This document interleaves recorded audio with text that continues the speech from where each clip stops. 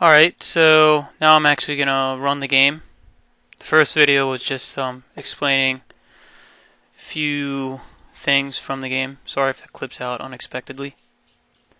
So, I'm gonna start this up, make sure everything's on max. Looks better on max, believe me.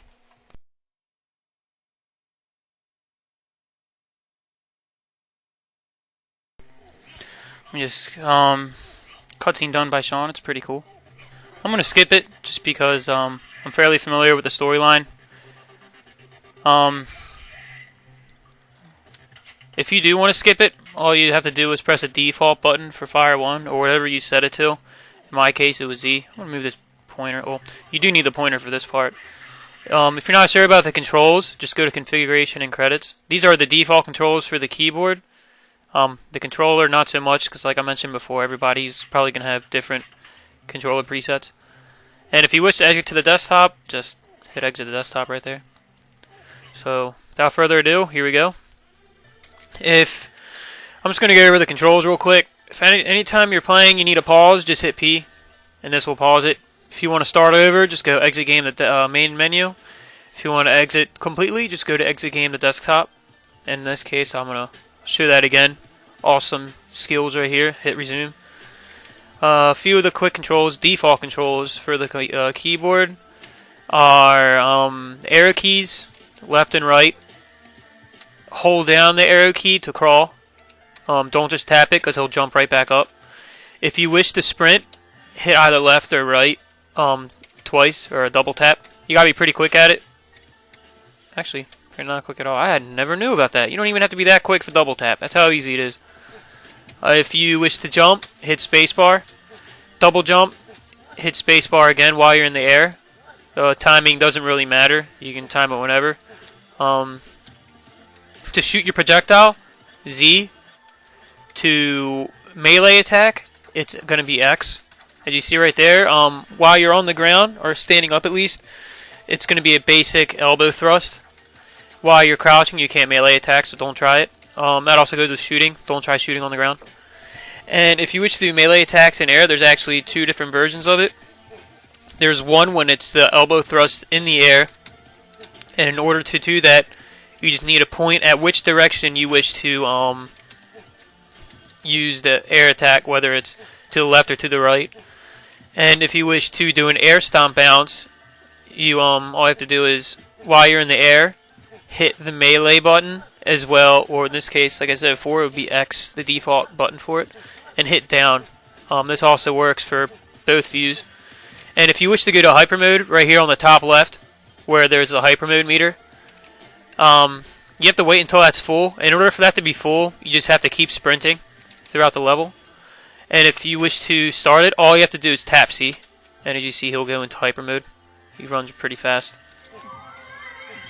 Oh! See, it can be pretty fun using hyper mode sometimes, but depending on when you use it, it's all just a matter of strategy, really. So, I'll play through the game for you. Oh gosh, no! As you can see, I'm actually pretty bad at this game, except for the boss battles. I don't mean to sound cocky, but I'm actually pretty good at the boss battles. It's probably because I play tested them 500 times. So, oh gosh. Now, if you're not familiar with this game is all about speed and timing. And as you see, when I mainly play through the levels, except for right here, I guess that was a bad time to explain it, but I'm mainly just going to be running and sprinting. And just hitting jump at the same time, shooting enemies at the right time, bouncing on enemies in order to get over certain ledges. That's not going to happen until later on in the game, that last part. Yeah, like I said, it's all about timing and speed. Sort of like the classic Sonic the Hedgehog games for Sega Genesis, or the Sega Mega Drive if you're from another region. Oh, another thing I'd like to add is, sorry if it seems a little chopped up. I assure you the game is not chopped up like that. I mean, graphics and frame rate wise, it's just the video recording thing I have. It's some free screen to capture video thing I downloaded off of download.com. So I didn't feel like spending about $150 for something high tech, or even like 50 for fraps. I don't really do a lot of screen recording. I don't really care too much about it.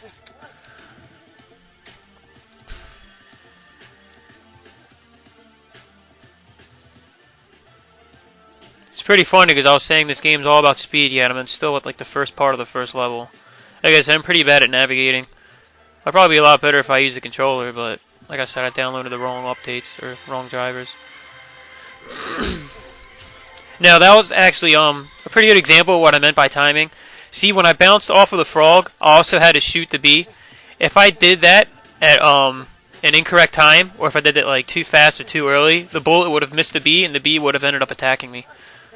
This is another version of like just about everything you do in this game is going to be about timing.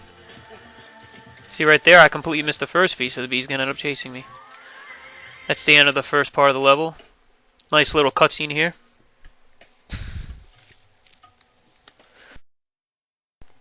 If I do go mute, it's because I'm clearing my throat. My sinuses are pretty bad this winter. I'll let this cutscene play.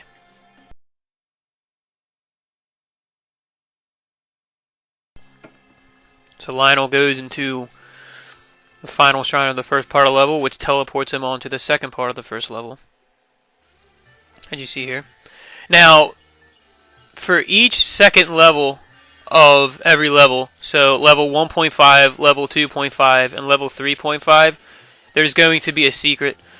And that secret is going to be, like, the way to get to the secret is going to be different per level. I'll show you where it is in this level, just because I'm feeling generous right now. And it's actually probably, I think the third level has the hardest secret. So, in order to get to the secret, you have to crawl over here.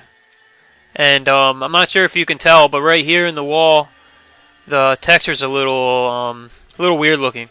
If you try to run up to it, nothing's going to happen. You can't punch it open, nothing cool like that. But you can crawl through it. Just take it to the secret part, and it teleports you.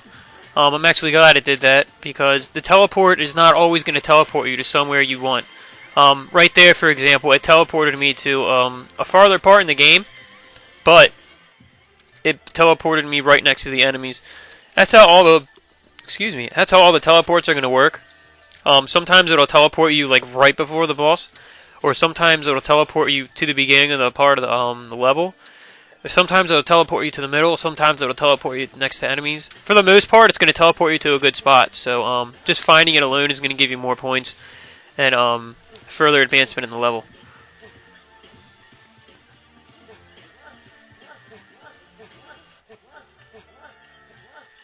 I think I'm getting pretty close. Oh gosh, no, now I gotta start, okay.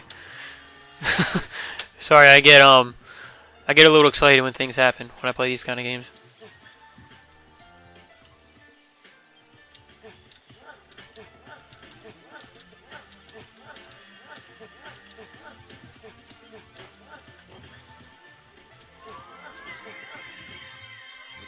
Now this is the frog boss. See, the frog boss actually has various different types of attacks. This one, beginning part, he shoots flies at you, and if you get hit by him, it's going to do some small amount of damage. The other form of his attack is going to be his tongue lash, just like the other frog enemies, but obviously his is going to be a lot stronger. And his third form is not really a form of attack, but he sort of just hops towards you. So, say if you did get too close to him, he's sort of just going to hit you. Or I guess his body's going to hit you. Tips for this boss are to not use a projectile. See, when you do use a projectile, it does a very small amount of damage.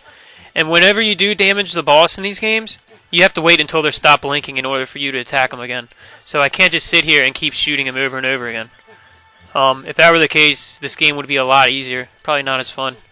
So, a really helpful tip for this one is just hop the frogs and then do an air bounce. I did a really bad example there. Wow.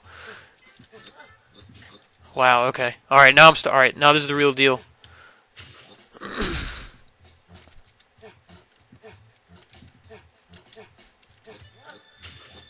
This boss actually isn't that hard, but once you don't air bounce, it gets a lot harder. So, another thing is, the projectiles do a little bit of damage, so this part I might be able to just shoot them away. Let me just go to this part of the level. It's actually the last part before it teleports you on to the second. And then there we go, level complete. This gives you all the statistics for it from each level. It took me about roughly 4 minutes for the first level. So, that's the end part of this video. I'm going to do another video on level 2, and then another video on that on level 3. So, thanks for watching.